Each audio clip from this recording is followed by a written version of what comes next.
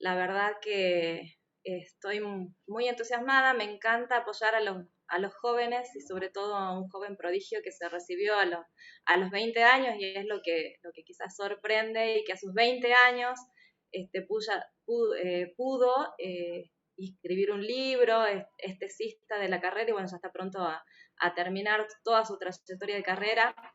Estudió en la Universidad de Belgrano, presentó también su libro en varios lugares, entre esos en la universidad. Me compré presentarte, Albert, te felicito también y me agrada que tengas también esta iniciativa de poder seguir presentando tu libro, también inspirando a muchos jóvenes a quienes le está costando por ahí terminar su carrera, que puedan inspirarse también para poder idear metas, para poder recibirse, poder traspasar estos obstáculos que a veces uno tiene durante el proceso de una carrera universitaria. Así que te cedo la palabra, bienvenidos a todos y disfruten de este pequeño momento que Albas nos va a ofrecer. Muchísimas gracias. Antes que nada quería agradecerle a usted, la presidenta, por la presentación. También quería agradecer al Colegio de Profesionales, de Psicólogos de acá de Jujuy, así como, bueno, a todos los que están presentes hoy. Una breve presentación, me llamo Álvaro Mora Pereira, tengo 20 años, soy argentino y español, he vivido gran parte de mi vida en el extranjero por el trabajo de mis padres. Viví entre tantos países, viví en México, en Panamá, en Estados Unidos, acá, y ahora acá en Argentina, terminando la carrera de psicología. Em, entonces, antes de comenzar, me quiero hacer una breve aclaración y es que el objetivo de la charla, tanto como del libro, no es brindar un marco teórico, sino creo que lo interesante y lo especial del libro y de este tipo de presentaciones es el aspecto vivencial, es el aspecto empírico y voy a, de eso es por donde se va a tornar, desde esa perspectiva. Entonces, me gustaría comenzar esta charla compartiendo con ustedes una leyenda que se cuenta en Estados Unidos acerca de un águila. ¿Por qué esta figura? Porque tiene una simbología muy interesante y la leyenda cuenta de, cuando se habla del águila, se habla de un aspecto majestuoso, de fortaleza, de agilidad, de inteligencia. Y cuando describen este águila, describen cómo tiene alas grandes, potentes, cómo utiliza su astucia y su inteligencia para saber cuándo cazar, cuándo ir a tierra para agarrar a su presa. Y entonces cuenta que a la mitad de su vida, a lo largo de su trayectoria, sus plumas se hacen pesadas, su pico, que en su momento era fuerte y podía agarrar a la presa, ya se volvía curvo, las garras también ya no eran capaces de agarrar a las presas, sino que poco a poco, como se volvían curvas, su incapacidad lo sobrellevaba, y entonces se encuentra con una decisión. Y en ese momento se va a la cima de una montaña, alejado, aislado de todo tipo de predadores, y se encuentra con dos caminos. Un primer camino que es de rendirse, de dejarse morir de hambre porque ya no puede cazar, no puede comer, no puede continuar por sus incapacidades físicas. Y la otra que sabe que va a conllevar un arduo camino de dolor, de vulnerabilidad. ¿Por qué?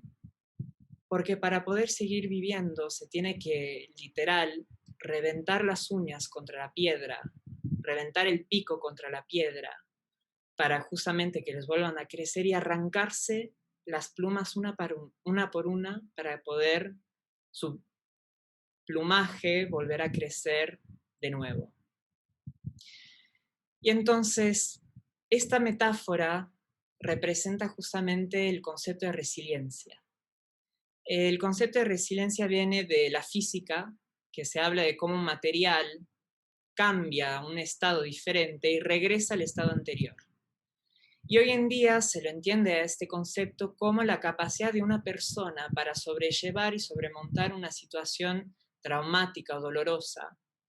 Y es interesante porque se habla de resiliencia tanto pueblos como de países. Tomemos, por ejemplo, Japón, que después de una Segunda Guerra Mundial y 2 bombas nucleares, terminó devastada y hoy en día es una de las potencias más grandes a nivel de tecnología, de seguridad, y es justamente un concepto interesante. Hablemos también de resiliencia en individuos. Tomemos el ejemplo dentro de la psicología de Viktor Frankl, que como sabemos estuvo en un campo de concentración, era psiquiatra, y cómo a través de esa experiencia, dándole sentido, encontrando sentido a su vivencia, no solo logra él sobrellevar esa situación, sino que también crea justamente la logoterapia, la terapia del sentido, y cómo de esa situación no solo él sana y puede salir adelante, sino que también arma toda una teoría para ayudar a los demás.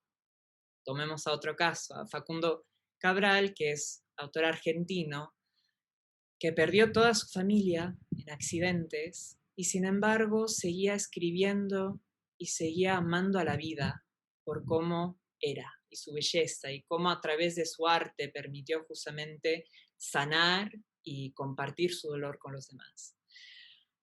Es interesante porque justamente este concepto ha ido evolucionando y se ha ido estudiando. Sin embargo, la resiliencia en adolescentes es un concepto bastante novedoso.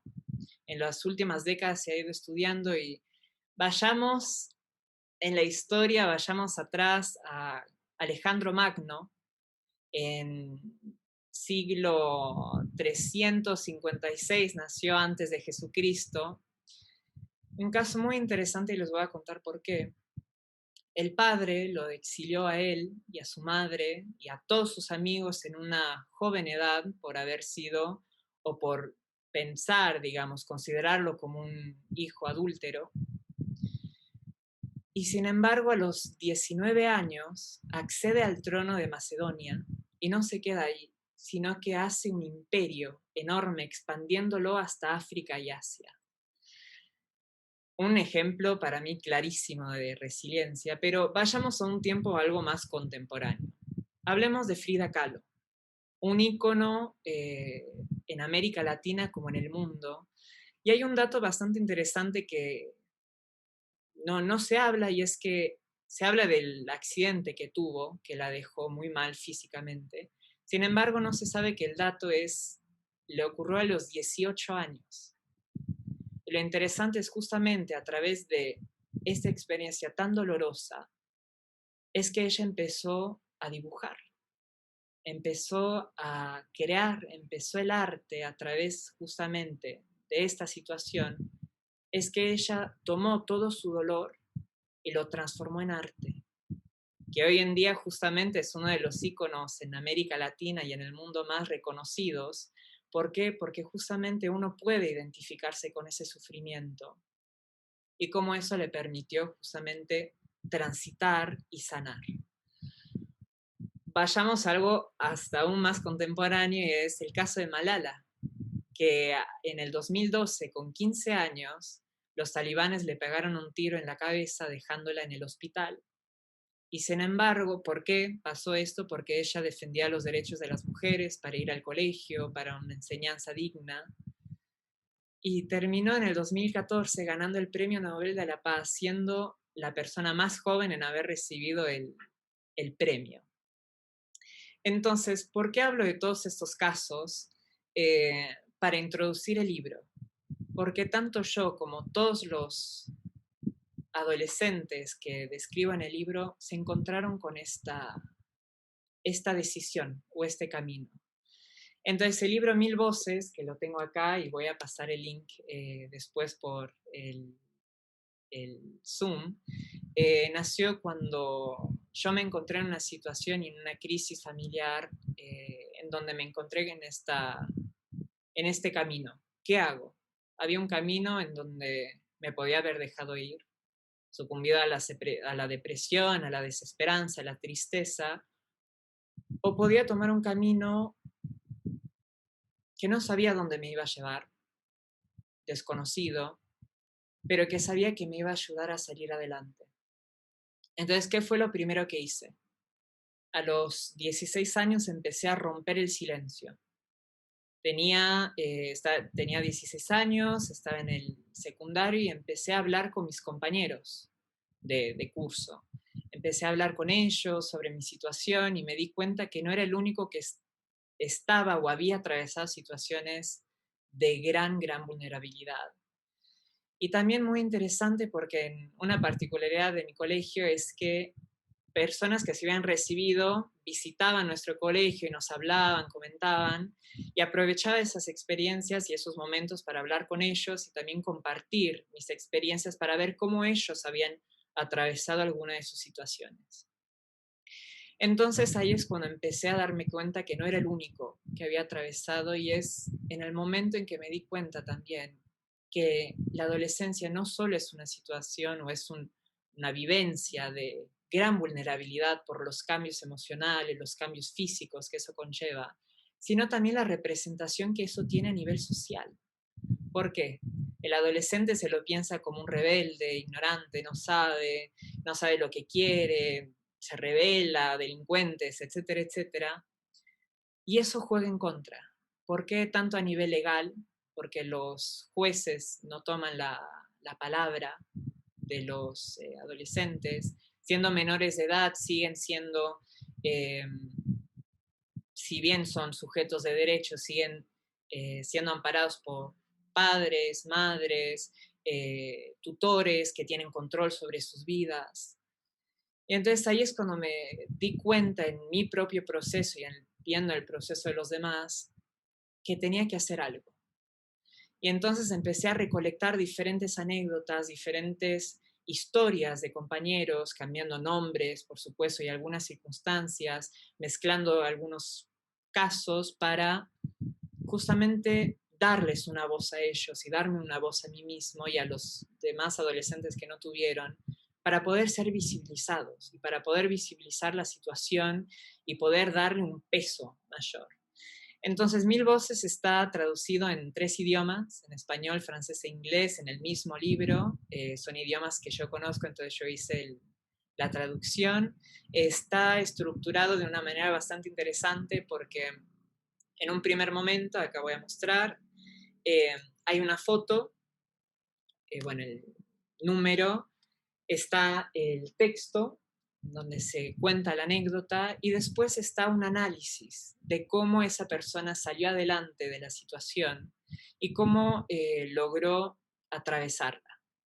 Y un mensaje de esperanza y un mensaje también de cómo vos, si te encontrás en una situación así, podrías salir adelante.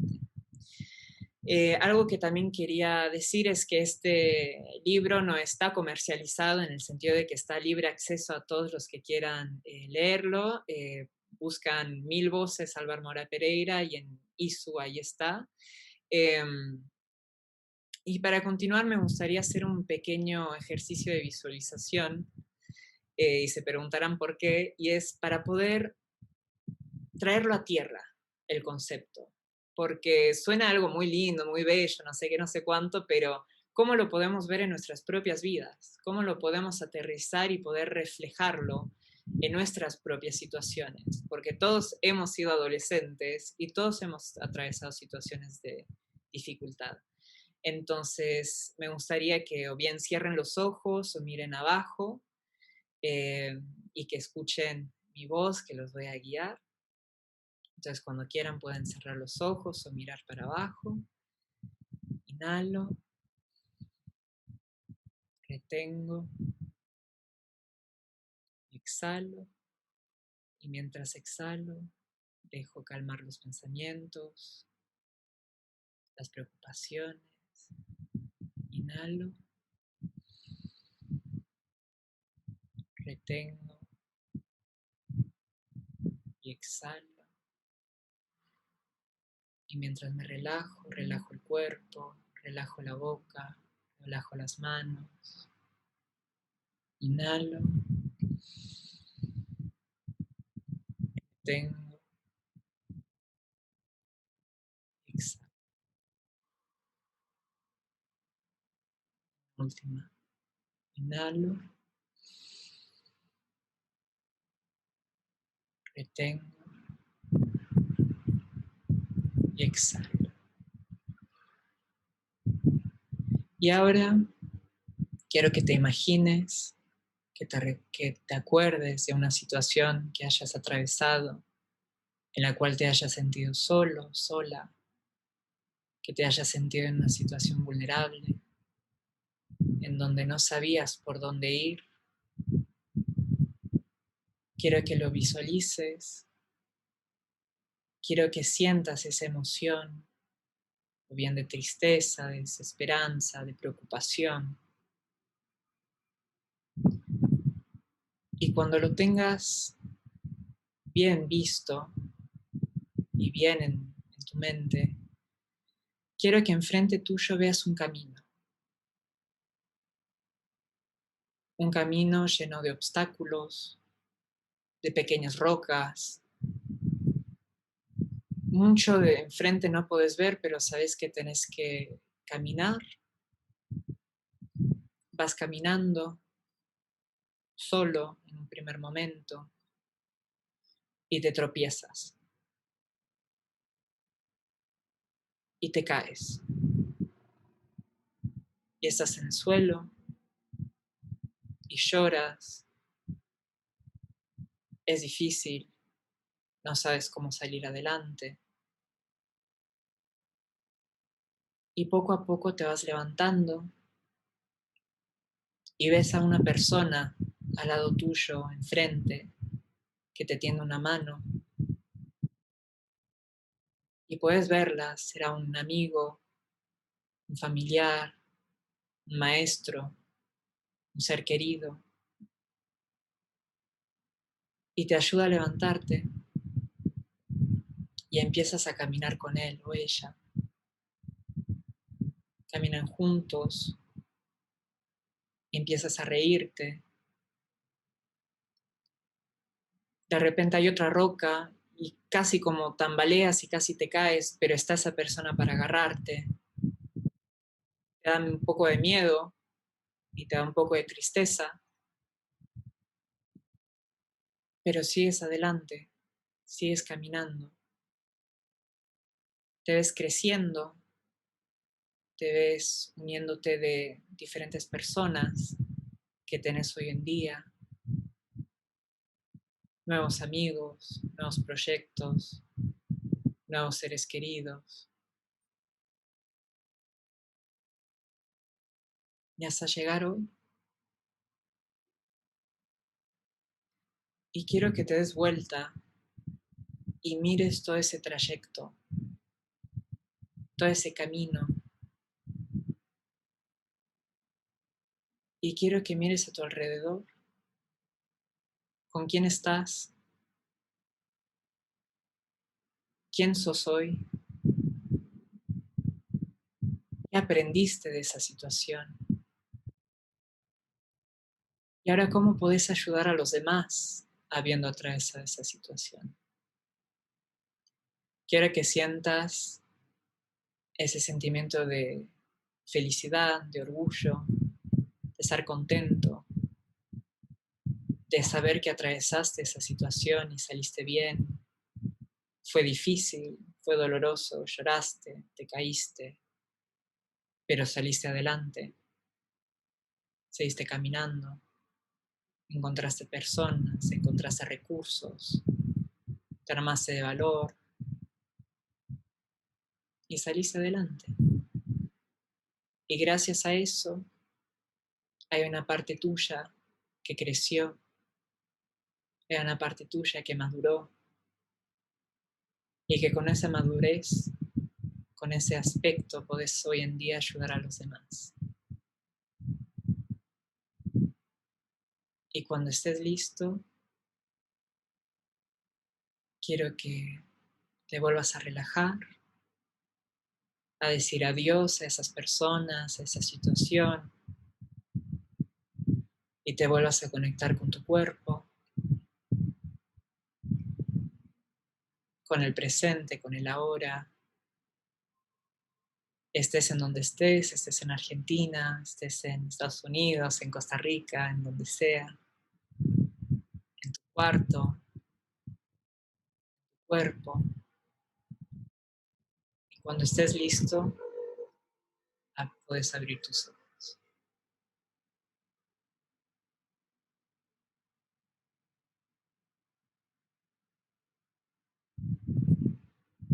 Ok. La razón por la cual quise de vuelta hacer ese tipo de visualización es porque este concepto a veces suena muy, muy ajeno. Le pasa a los demás. ¿Cómo yo voy a poder crecer? ¿Cómo yo voy a poder sanar? ¿Cómo yo voy a poder salir adelante de una situación? Sin embargo, uno lo ha vivido varias veces, en diferentes situaciones, en diferentes circunstancias.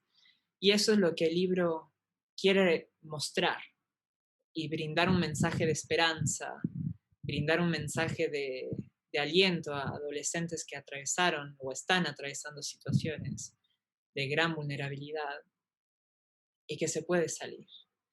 Entonces ahora quiero leerles dos historias de adolescentes que atravesaron diferentes situaciones, pero antes también me gustaría decir que cuando uno habla de abuso, de situación de vulnerabilidad, especialmente abuso, uno cree que el abuso se restringe al abuso físico o sexual. Sin embargo, es un espectro de una gran amplitud que conlleva abuso emocional, abuso económico, físico, emocional, psicológico, eh, entre otras cosas. Entonces, este libro también abarca diferentes temáticas, tanto abuso sexual, abuso doméstico, bullying, consumo de sustancias, eh, y cómo estos salieron adelante. Entonces, voy a leerles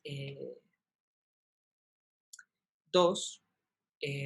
Son 42 historias de 42 adolescentes y está dividido equitativamente entre historias de varones e historias de mujeres. Entonces, sí, ahí voy. Acá. Es la historia 19, que se llama La historia de Juan, y se titula Anestesia. Estamos en recreo en el cole. Mis amigos y yo estamos en la cantina. Mis amigos se entusiasman y hablan del videojuego Insane Fantasy 15. Mario ha ahorrado todo el dinero que ganó haciendo tareas extras en casa. Iván jura que se muere si sus padres no le compran como regalo de cumple. José dice que no puede dormir tanto que imagina jugando el juego. Yo me quedo en silencio. No me importa ese juego ni ningún juego. De hecho, después que papá nos abandonó, no me importa nada. Nada me entusiasma. Debo tener un problema. Me siento como si estuviera en un limbo. No siento más mis emociones como solía sentirlas antes. Prácticamente no llego a sentir ni la tristeza ni el dolor. Sé que soy enojado, pero no puedo hacer salir toda mi ira ni mi dolor que está dentro mío. Comprendo lo que pasa en mi vida, comprendo hasta qué punto es horrible esta situación y estoy enojado, pero no siento ni dolor ni sufrimiento. Tengo miedo de no sentir nunca más. No comprendo por qué no llego a sentir mis emociones y sentimientos. Estoy harto de no sentir, tengo ganas de llorar, ganas de librar todas mis emociones y tocar fondo para luego resurgir. A veces cuando la vida se hace insoportable, las emociones parecen congelarse. Es lo que llaman un mecanismo de defensa de la psiquis, para poder sobrevivir a una situación traumática. Es lo que le pasó a Juan cuando su padre se fue de casa. Si estás en una situación parecida, hay muchas cosas que puedes hacer para curarte. Por ejemplo, puedes dedicarte a un hobby o entrar en un club, grupo de música, caminata, deporte, naturaleza, etc. O sinoterapia, voluntariado, yoga, aprender a meditar.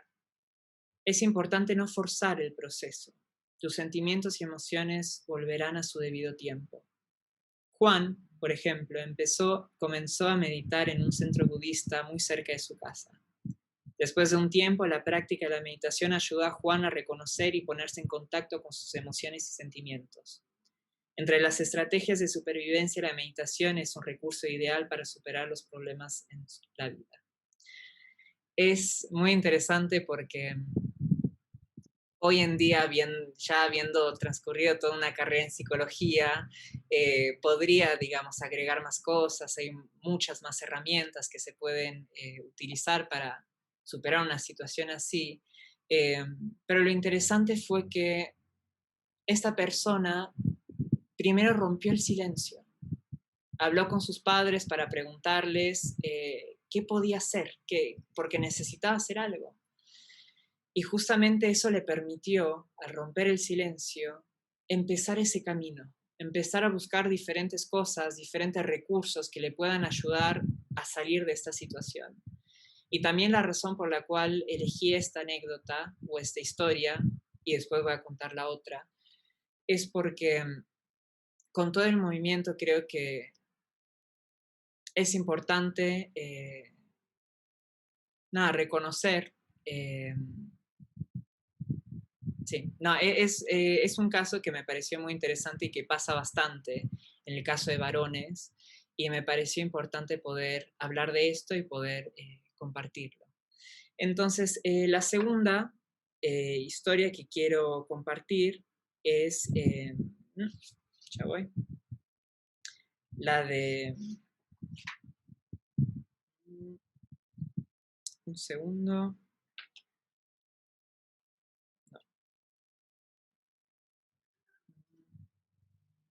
Acá está. La de Selena. Esa es la foto. Y se titula ¿Valgo la pena? Mediodía de domingo. Estoy en cama. Mi madre me ha llamado varias veces. Trato de levantarme, pero no tengo la energía suficiente. Han servido el desayuno hace horas ya, pero no tengo fuerzas para llegar a la cocina, así que hago como si durmiera. Toda la familia irá a misa en unas horas. Tengo que prepararme, levantarme, ducharme, elegir ropa, etc. Me digo a mí misma, 5 minutos más en cama. Y voy al baño. 1 de la tarde. Mi madre abre la puerta de mi cuarto y me grita. Nos vamos en 1 hora y tengo que alistarme para misa. También hay varias tareas en la casa que hacer, checar mi uniforme para mañana, etcétera, etcétera. Me duele todo el cuerpo. Me arrastro hacia el baño. Esta agonía ya ha durado varias semanas, desde que salí con Jim. Todo iba a ser perfecto. Mi vestido, la suave tarde de abril, todo. En cambio, terminó en violación. Cuerpo roto, alma rota. Ahora no soy nada. Estoy sola. Nadie me quiere. No le importo a nadie. Estoy harta de esta mierda. No sé qué hacer. No sé con quién hablar. He pensado en denunciar a Jim a la policía, pero me aterran las consecuencias en casa, en la escuela. No quiero hablar con nadie. Pensé que era fuerte, pensé que podía sobrevivir a esto, pero me doy cuenta que no puedo. No soy lo suficientemente fuerte. No valgo nada. Esa vergüenza, ese sentirme una nada. Ahora me siento como mierda. Solo quiero quedarme en casa y no hacer nada. Me rindo. Selena habló con su padre sobre la violación y sus padres iniciaron juicio al violador. Mientras tanto, Selena comenzó a trabajar con una consejera para superar el trauma de la violación. Al mismo tiempo, ella iba a un grupo de autoayuda para recuperar su fortaleza y confianza en sí misma. Si has sufrido cualquier tipo de violencia sexual, es normal tener pensamientos y sentimientos negativos. Quizás no puedas dormir bien o tener desórdenes alimenticios, anorexia, bulimia, sobrealimentación, etc. Busca ayuda. Si los sentimientos oscuros persisten, debes buscar ayuda cuanto antes. Puedes estar sufriendo de depresión y necesitar ayuda profesional. Una vez que puedas sacar tus emociones fuera de ti, podrás levantarte. Poco a poco te levantas, recuperas tu fortaleza y sigues con tu vida. Tú puedes hacerlo. No te rindas. Sigue luchando. Es una historia bastante fuerte, pero también me pareció una anécdota muy, muy importante, especialmente en todo lo que estamos atravesando como sociedad hoy en día, las estadísticas que hay en relación al abuso eh, sexual y de vuelta, ¿qué es lo primero que hizo? Habló, rompió el silencio, buscó ayuda, buscó recursos para poder salir adelante. Y hoy en día está en la universidad, está haciendo cosas increíbles y está en pareja, está contenta. Y este tipo de casos pasa mucho más de lo que uno piensa y por eso me pareció importante poder compartirlo y poder hablar de eso. Y, y hay una frase que me gusta mucho de Carl Jung con lo que me gustaría terminar esta parte y después abrir a preguntas o comentarios. Y es una cita de Carl Jung que dice, no soy lo que me pasó, soy lo que decido ser con lo que me pasó. Y nada, me parece la perfecta representación de la resiliencia. Así que nada, eso. Agradecerles a todos por escuchar y si tienen alguna pregunta, algún comentario, está más que bienvenido.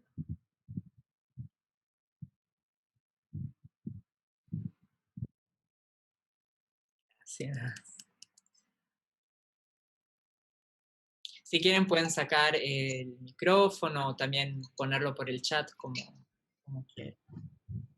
Bueno, primero felicitarte, me encanta ya lo que has contado del libro y me gustaría tenerlo en papel. Me encantan los libros, sigo con el libro a papel, me parece que no pierde vigencia porque la verdad que el libro digitalizado, entre que te cansa la vista y después te aburrís de la pantalla, en cambio el libro te lo puedes llevar al río, te lo puedes llevar a cualquier lado, bueno, ese formato me encanta, sigo, tradicional.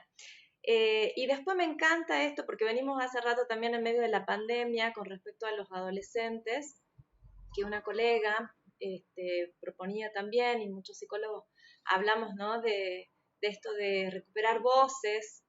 La palabra para el psicólogo es muy importante. Entonces, en esto de recuperar voces de los adolescentes y que vos lo hiciste en tu libro y que puede servir también de inspiración para que muchos jóvenes, muchos adolescentes, muchos niños puedan animarse a hablar, a poner en palabras lo que le está pasando, que es algo que nosotros los psicólogos estamos invitados a hacer y que cada vez más personas se animen a poner en palabra lo que les pasa.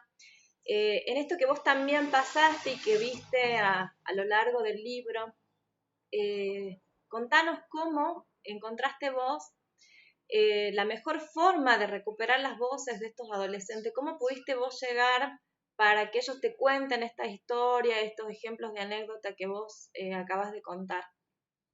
Te Sí, escuchamos. gracias por el comentario, lo valoro mucho y Agustina también. Sí, yo creo que hacer que los otros se abran a mí fue justamente yo abriéndome a ellos. Al yo empezar a hablar sobre mi propia situación y al mostrar ese aspecto de gran vulnerabilidad, porque son situaciones muy difíciles. En la adolescencia, entonces, al yo empezar a hablar sobre mis circunstancias, sobre mi situación, los demás empezaron a contarme sus situaciones, sus vivencias, miedos, pero también sus maneras de lidiar con la situación. Y algo que también me ayudó mucho fue hablar con personas mayores a mí, que no habían terminado la adolescencia, que ya tenían 20 años, 22, eh, justamente para ver cómo ellos atravesaron su adolescencia y cómo ellos salieron adelante de situaciones complicadas. Entonces, al poder hablar primero, al poder hablar y romper mi silencio, pude encontrar a diferentes personas que también estaban atravesando situaciones complicadas y ellos me ayudaron también, nos ayudamos mutuamente.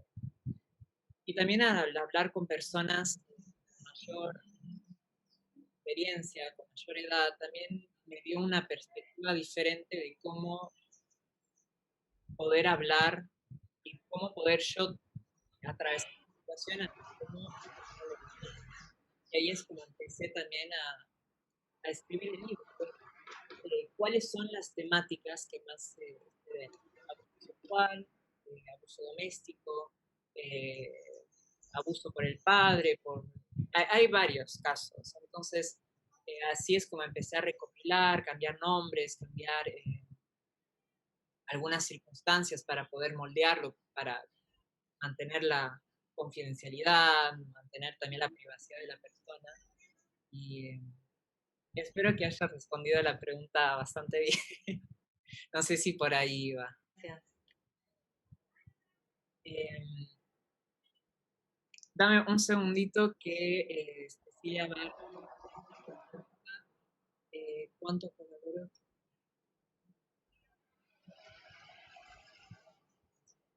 Eh, Cecilia, si querés sacar tu micrófono y explicarme un poco más porque no entendí muy bien la pregunta.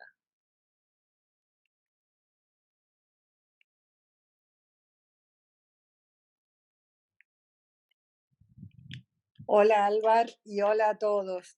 No, la consulta es que cómo vos viste que ellos podían comenzar con su proceso de resiliencia a partir de esta propia investigación. No sé si ahí lo aclaro un poquito más. Claro, de cómo a través de como este libro ellos también pudieron salir adelante y cómo al compartir. Claro, claro, porque seguramente al compartir, vos dijiste que al empezar a hablar, Claro. fue el primer paso. Entonces, ¿cuánto o cómo, si es que vos pudiste darte cuenta en ese momento, esta participación, este hablar, esta respuesta, colaboró en su propio proceso de resiliencia? Sí, me gustó mucho la pregunta. Sí, la verdad, en el momento, como todavía éramos todos, o la gran mayoría de nosotros seguíamos atravesando esa situación, eh, era eso, empezar a hablar y empezar a animarse a compartir las experiencias y empezar a llorar juntos, a reír juntos. Y sin embargo, hoy en día, viendo en retrospectiva y siguiendo contacto con ellos, me doy cuenta de justamente cómo esa contención dentro del propio grupo permitió justamente empezar a buscar otros recursos, empezar a hablar con los padres, empezar a hablar con un psicólogo, empezar a hablar con eh, empezar a también incorporarse a diferentes grupos. Entonces, creo que eso de vuelta, el hablar fue realmente, es lo primero, es como el primer paso para poder sanar y eso es lo que empezó a continuar. Entonces, eso, por ejemplo, el caso de esta chica, yo fui la primera persona que me contó acerca de la violación y dije, bueno, tenés que hablar con tus padres acerca de eso. Y nada, tomó un cierto tiempo, unas 3, 4, un mes por ahí, antes de que pudiera hablar con sus padres y armar la denuncia, pero el hecho de poder haber creado un ambiente de sostén y de apoyo permitió primero poder hablarlo, verbalizarlo y reconocerlo, y después, bueno, armarse de diferentes recursos, porque mucha gente y muchos adolescentes realmente se sienten muy solos y sienten que no les van a creer, que la gente no les va a juzgar. Entonces, ese sostén le permitió justamente empezar a hablar y empezar a compartir. Claro, Comenzaron con diferentes, con terapia, grupos. pero Y el primer sostén fueron los pares. claro, exactamente, fueron los ¿Mm? pares. Esa es la importancia de tener una buena educación para los pares, o sea, en todo sentido. Esa es o sea, en realidad esa era la pregunta original, ¿no? Si los pares, o en este caso vos, que eras un par, Claro. fue la primera herramienta que ellos utilizaron. Sí, es interesante porque uno piensa que serían los padres en todo caso. Ujú. Realmente son los padres, los amigos, y eso ayuda muchísimo, muchísimo. Claro, por eso te lo pregunté, para evitar esos preconceptos que tenemos, ¿no? Claro. Sí, sí, sí. Gracias. No, gracias Respondida la consulta. Muchas gracias, Álvaro. a vos. Verónica, ¿tenías una pregunta? Ahora soy Verónica.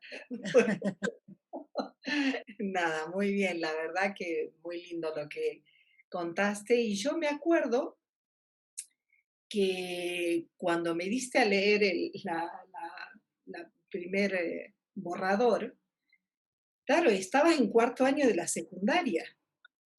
Y Claro, yo conocía solo un caso de esta chiquita que era todavía menor que vos. Porque bueno, era muy amiga tuya, en fin, no voy a dar más detalles. Pero cuando leí los 42 relatos, y teniendo en cuenta que era en pleno corazón de Manhattan, en Nueva York, chicos de gente de Naciones Unidas, de diplomáticos, de grandes empresarios, qué sé yo, de, no sé, atallés culturales y qué sé yo, cuando leí los relatos que son muy duros, eh, te pregunté, ¿y esta gente son gente que vos conocés? Que, bueno, sí, he cambiado. No, por supuesto, no me quisiste decir nada. Con 16 años ya tenías secreto profesional. este, pero me acuerdo que me quedé muy impresionada por el grado de soledad y de vulnerabilidad de chicos que eran realmente privilegiados. Y recuerdo, no sé si vos te acordás, que después de un tiempo me dijiste, mamá, es que tendría que haber puesto esto, tendría que haber puesto esto y esto, porque claro, al seguir esta investigación, te diste cuenta de cuestiones de trata, bueno, en fin, otras cosas, pero estaban un poco lejos de tu espectro próximo, ¿no? Realmente fue algo increíble que María Cecilia, que no sabe de esto que ha sido tan palpable y que el colegio, que era un colegio con clases muy pequeñas, porque era un colegio como muy selectivo y qué sé yo, este, que, que fue realmente como una revolución de sanación, ¿no? Entre los mismos chicos, ¿no? Y quería preguntarte sobre este enfoque justamente de sanación entre pares, ¿no? Que incluye el libro. sí, es interesante porque también hablo de cierta metodología que tiene el libro de, digamos, cómo se lo puede leer. Es decir, digamos, se lo puede leer tanto individualmente, como uno lee un libro, reflexiona, pero también en par. Es decir, un coordinador, digamos, se lo lee,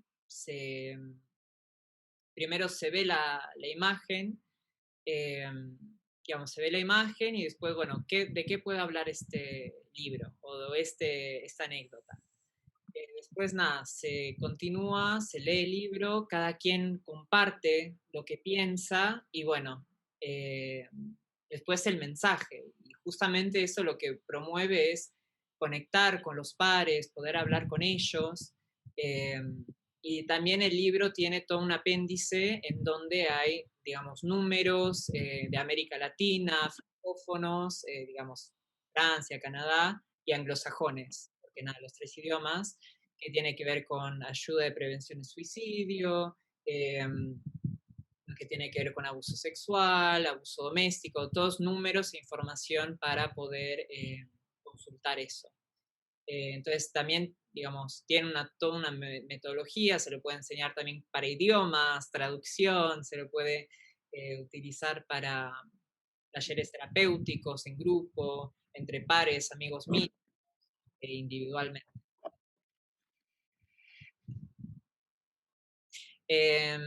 Ana Laura dice, queríamos preguntarte si te parece que estar en grupo facilitó la apertura para hablar, qué podríamos hacer en situaciones como esta en pandemia, donde los pares no están en contacto presencial. Sí, es muy interesante. La situación que estamos atravesando ahora es muy complicada y apenas ahora estamos viendo las secuelas que está dejando y se verán. Pero sí, digamos, definitivamente el contacto con el otro, ya sea claramente lo presencial ayuda un montón, pero también se complica bastante con esto cuando no hay contacto, primero porque no hay tanta privacidad cuando uno está, digamos, en casa, entonces hablar de este tipo de temas es bastante complicado, pero sin embargo todavía hay contacto, especialmente en adolescentes que a través de juegos, a través de Instagram, a través de Facebook, a través de, digamos, hay un montón de plataformas en las cuales los adolescentes y bueno, la gente en general se conecta y comunica.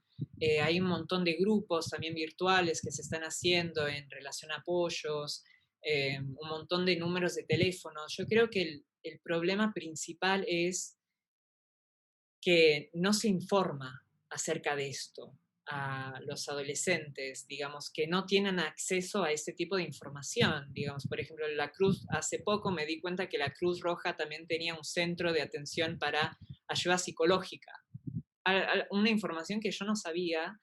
Entonces, hay un montón de centros, de teléfonos que se pueden conectar, pero la comunicación sigue. También es muy complicada ahora con la pandemia, pero no sé, por ejemplo, yo estaba en Buenos Aires, ahora estoy en Jujuy, pero estuve todo el año en Buenos Aires y lo que más me ayudaba era hacer esto, hacer un Zoom, hablar con mis amigos, charlar, comunicarme. eh, y creo que eso es increíblemente beneficioso y puede ayudar un montón, especialmente en esta situación. Pero los adolescentes siempre tienen maneras de comunicarse, por supuesto, bueno, de diferentes tipos de problemáticas, depresión y todo eso que hacen que se aíslen, pero en general los adolescentes siguen bastante comunicados. Seguir promoviendo la comunicación, el contacto con el otro, información acerca de diferentes grupos, diferentes herramientas para poder también sobrellevar eh, algún tipo de situación complicada. Espero que haya respondido bien esa pregunta.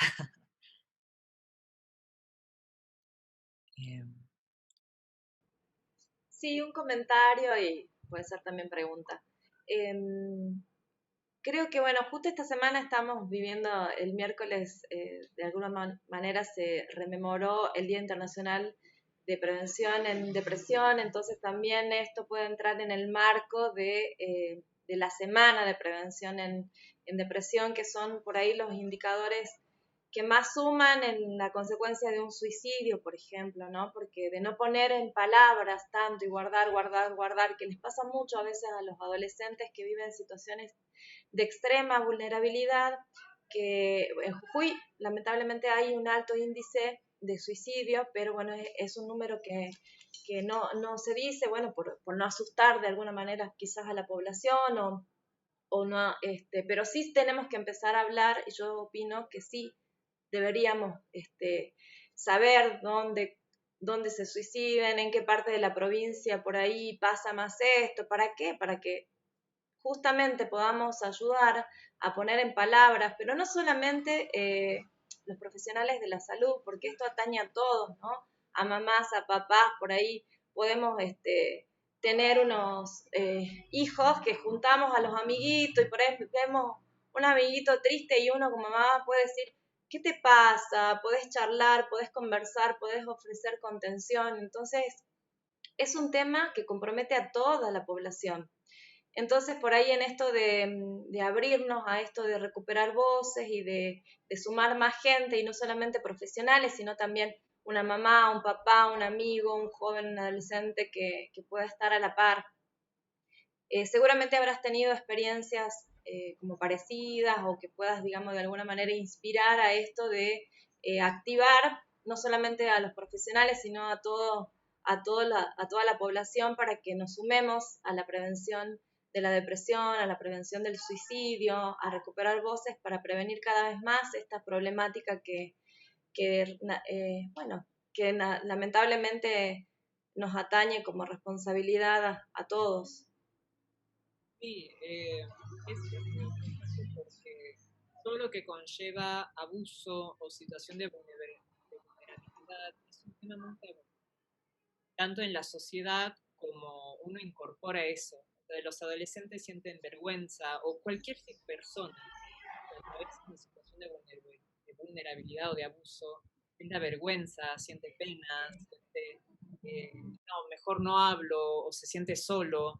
Entonces, por eso siempre el poder hablarlo, el poder conectar con otros y por eso creo que lo vivencial y lo empírico es tan importante, porque se comparte, se habla, se lo dice y se rompe ese tabú, porque de vuelta, el caso del abuso sexual que comenté, el nivel de vergüenza que había detrás era tremendo. Entonces, al poder hablarlo y al poder tener ese círculo de contención de decir, está bien, no lo provocaste, digamos, eras una nena, ¿entendés? Y vos sos la víctima, vos no deberías ser la persona que está avergonzada. La persona que ejerció el abuso sí, pero vos no. Bueno, hay todo un circuito del abuso y que es bastante complicado y que no me voy a meter en eso, pero siempre el poder hablarlo es el primer, y romper con ese tabú, porque como bien, digamos, sabemos, todo lo que tiene que ver con la psicología y la salud mental ha sido mal visto a lo largo de los años y gracias a la pandemia, de cierta manera, se está justamente poniendo otro peso en lo que tiene que ver con la importancia de mantener digamos, invertir en la salud mental y me parece muy importante. Hay una pregunta de Cecilia Barney que dice, ¿qué le dirías a los padres, madres desde tu experiencia? Sí, generar un ámbito de apoyo, porque muchas veces o bien son los mismos padres que ejercen abuso dentro, digamos, de la familia, ya sea abuso sexual, abuso económico, abuso doméstico, y ya de base creo la cualidad del adolescente justamente es dejar a los padres atrás y buscar a los pares. Entonces, creo que lo más importante es justamente que al menos uno, un padre, una madre,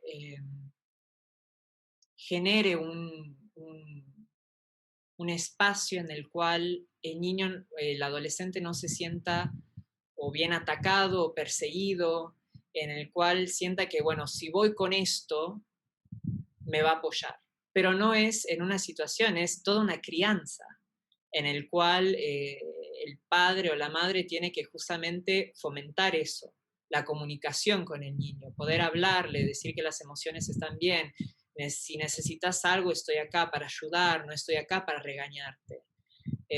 Pero bueno, también tiene que ver con una concepción de lo que es la crianza, que bueno, gracias a Dios ha ido cambiando y evolucionando en los últimos años, pero creo que eso es lo más importante, porque yo he visto, digamos, en estos casos, lo que más ayudó para poder abrirse con los padres era saber que si yo voy, me van a creer y me van a ayudar y me van a apoyar, porque muchas veces hay muchos casos en donde no les creen, los rechazan, son ellos mismos que generan el abuso.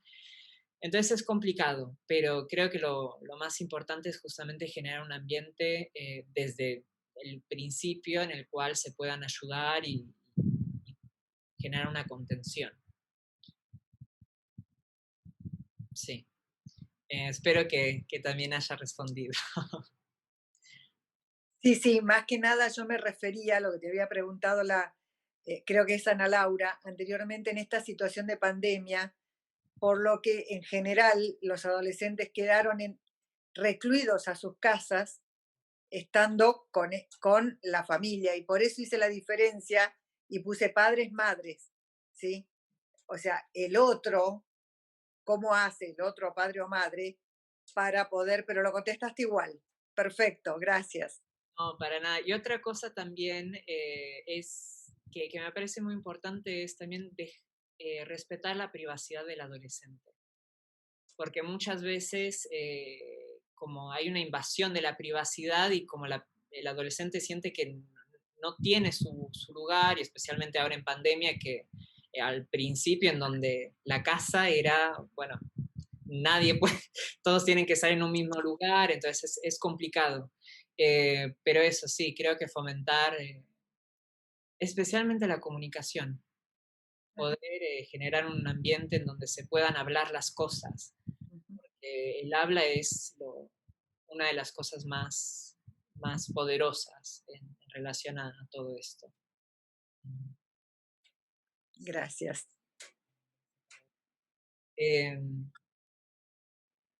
Si no hay ninguna otra pregunta o comentario. Yo sí me adherí un poco a lo que dijo Cecilia, la presidenta, digo, para diferenciarla de María Cecilia, de incorporar también a educadoras y educadores, porque el ámbito en donde se relacionan los adolescentes con los padres es mayoritariamente el colegio cuando es presencial, claro, ¿no?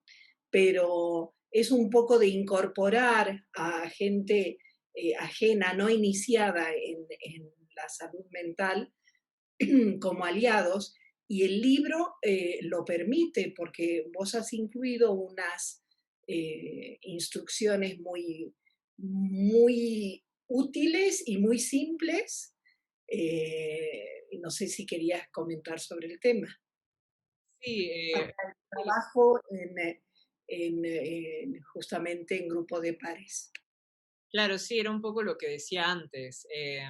Digamos, lo que permite el libro es brinda una metodología en la cual un moderador justamente organiza lo que tiene que ver con el hablar de los casos, comunicar, pero también, digamos, entre los propios profesionales, digamos, poder entender que desde una perspectiva del adolescente, porque generalmente son adultos que escriben sobre la experiencia del adolescente, no un adolescente hablando de adolescentes. Entonces, eso también lo que permite es justamente entender desde una mirada directa de, bueno, qué es lo que el adolescente siente, qué es lo que necesita, no desde un adulto que ya está formado, que tiene otra mentalidad, que ha vivido un adolescente diferente de lo que el adolescente hoy en día está atravesando, poder como entrar en la mente del adolescente para poder ver, bueno, qué es lo que se necesita, cuáles son las temáticas, y poder como trabajar con eso también y poder moderar un grupo terapéutico de adolescentes con eso en mente. Y eso, nada, me parece bastante interesante.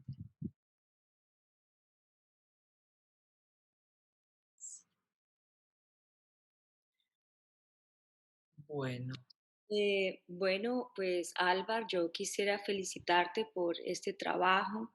Me parece que es un proyecto, un resultado muy detallado y sobre todo que tuviste la sensibilidad de captar estas historias de estos adolescentes y de interactuar con ellos, de escucharlos. Debe ser que tienes un don en eso, la verdad, y que hay que seguirlo expandiendo y tomando estas herramientas para poder ayudar a más adolescentes todavía. Entonces, nada, te quiero felicitar por tu trabajo. Muchísimas gracias, lo valoro un montón. Y sí, es uno de los objetivos, poder ayudar y nada, ser de servicio. Creo que también por eso elegí psicología, para poder armarme de más herramientas y poder ayudar a los otros a través de eso. Gracias. Bien. Bueno, me surge otra inspiración también escuchando a Vero, que comentaba que vos tu libro lo terminaste prácticamente en 5º año de la secundaria, por lo cual, digamos, en cuarto, aún más todavía mi admiración, porque 4º año, 16 años, ¿cuánto tenías? 16. Sí, con 16 años ver por ahí adolescentes que están totalmente en otra y que vos te hayas animado a poner en palabras escritas, a escribir, a armar todo esto de un libro, también poder llegar a estos adolescentes que puedan escribir, ¿no? Porque la verdad que la escritura terapéutica, por ejemplo, desde la experiencia terapéutica, escribir también lo que te pasa. Si vos no podés hablar y poner en palabras, lo podés escribir, y de hecho vos lo pudiste hacer, y no solamente un papelito o papelucho, sino que escribiste un libro. Entonces esto también es una fuente de inspiración, y por otro lado, también vos eras adolescente y en esa etapa escuchaste a otros adolescentes. Entonces acá, como comentaban también otros participantes, que esto de la escucha entre pares, es fundamental la escucha entre pares, porque muchas veces para cualquier adolescente que pudiera estar escuchando, escuchar un par que te está diciendo, la verdad que pasa mucho por ahí comentarios, ya no doy más, me queda la universidad, ya no tomarlo en broma, no tomarlo a la ligera. Entre pares poder alertar y agudizar también esa escucha, y poder buscar ayuda profesional, ayuda de un maestro, de un profesor, de alguien, para poder sumar también a esta prevención. Así que enormemente, dobles felicitaciones, porque considero que sos un chico prodigio. ¿Por qué? Porque de tan joven te animaste a producir, a sumar y además a aportar al campo de lo social, ¿no? Desde lo que es la investigación, desde lo que es la producción de un libro. Así que felicitarte, y bueno, y tenés una manager, una community manager que yo también quisiera tener en mi vida. Bueno, muchas gracias, felicidades, y bueno, cuando quieras podemos dar el cierre. Muchas gracias. Sí, creo que si no hay otro cerrando.